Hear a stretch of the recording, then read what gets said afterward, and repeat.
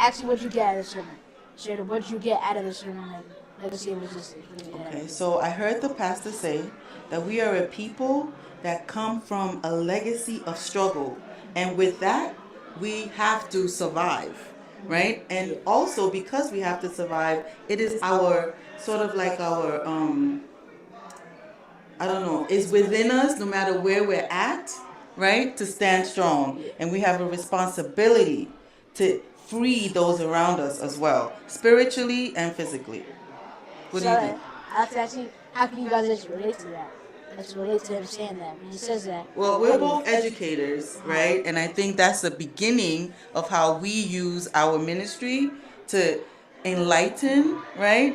To teach, to make people feel empowered, the youngsters that we work with, and hopefully invite them, right, to believe that they too have a ministry to free others. So like you said, that's like the first step. You So can how? speak too. Oh, so you can speak. Yes, Alright. speak too. So she said that was the first step. So for you, how could you add on to that? Like say how you can use that same step later on. Like maybe you gotta go back, maybe you gotta go forward. Like how could you use that later on? So I think personally, right, I've learned that history unites us. So we can't fall victim to what we're being taught from one perspective. We kind of have to take that prehistoric approach to see what happened from the origin. So for me, it's always constantly looking back to seeing not just a perspective that has been like popular or set into what we're all taught from K to 12, right? But to really understand and go deeper to what was the unifying histories from other perspectives. And I think that means I have to read more. I have to collaborate more and start to build systems and structures to really teach the truth of humanity. All right, thank you so much. You guys, wonderful, wonderful. Thank you. You're welcome. So, legacy of resistance. I thought the title itself was powerful, right? But it tells you that we as black folk have been through so much, and no matter what we've been through, have been resilient. When you think about what we went through, right? You would think that we would have been willing to give up. Oh, this is too much. But we were able to be resilient, not because of our own strength, because of God was with us. And that's what I got from the message today, you know. And we're going to continue in that legacy of resistance, because in these days in which we live, we're going to have some trying times. Because God is with us, we're going to be able to be resilient and bounce back and be overcomers of the difficulty that we are going to be faced with. So you told me that you use perseverance and you use resilience to come back because you knew God was with us. Right. And to continue, right? Exactly. So I want to ask, how have you used that in your life and how are you going to use that later on? So how I'm going to use that in my life, you know, we are always faced with some difficult times in life. Personal life, maybe family, maybe spouse, you know, being married. You know, difficult times are going to come. And so this is when I get on my knees. I always ask God, there's something that I can't face with by myself. So I need you. It's easy for me to give up and then throw in the towel. That's the easy way out. But to persevere, as you just mentioned, is to say, Lord, I'm going to go through this because I know all things are possible with you. And so in my personal life, when I have some struggles, I always know that God is with me and he'll give me the strength to endure and to overcome, to be victorious.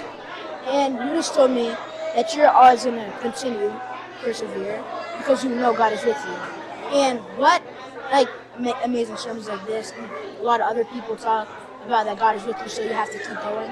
What has encouraged you to know that and keep that mindset? So what encouraged me to know this and keep that mindset? Because I have experienced God. You know, personal testimonies. I mean, there have been times when, you know, I was in some difficult situations and I prayed and I said, Lord, I don't know how this is going to come through, how this is going to turn out, but, you know, I'm asking you to help me because, you know, there have been times when I'm not getting into detail with certain things, right? But I know that it was only possible that because God was with me. I mean, I had no way out, all right? And, you know, in my personal relationship with him, God revealed himself to me and let me know that, you know what, it's going to work out. And it did. And so that's why I continued down this path. All right, thank you so much. All right, thanks a lot, man.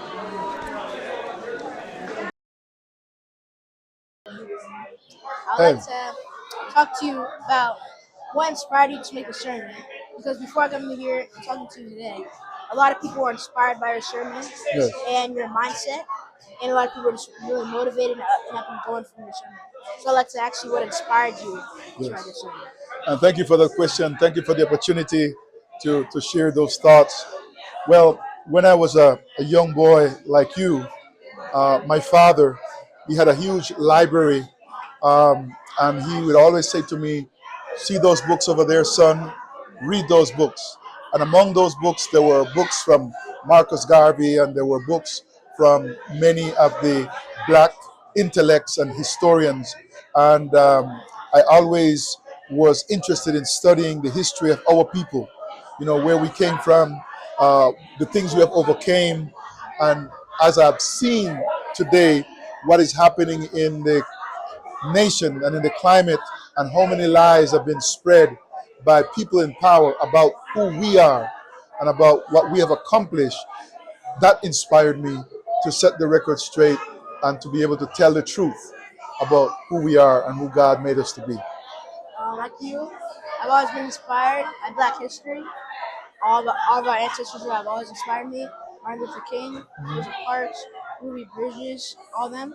I'd like to say, when you were younger and you liked Black history, did you have any other like role models like that? Role models like them that really got you up and going to write sermons like this for other people? If I had people who inspired me, you say? Oh, yes, I had many who inspired me. I was inspired by Marcus Garvey and the work and his vision that he had. I was inspired by Malcolm X, for someone who told the truth unapologetically and I was very honest. I was inspired by Martin Luther King. I was inspired by W. Du Bois and his intellect, and just the sheer power of using the pen by writing and bringing his people into a deeper knowledge.